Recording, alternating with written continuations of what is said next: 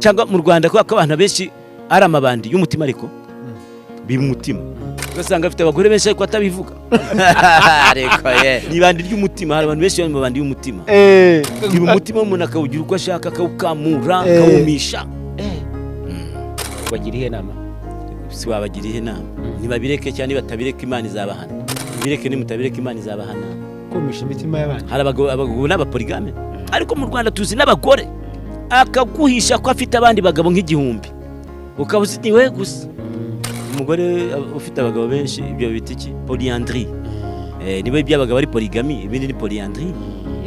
umugore ni polyandre akabihisha ariko isi kazamukaranga ikamwerekana yes dore nahari yajyayo nahari yajyayo nijoro hari yajya ku manywa hari yajya mu rukerera hari yajyayo ntitubazi se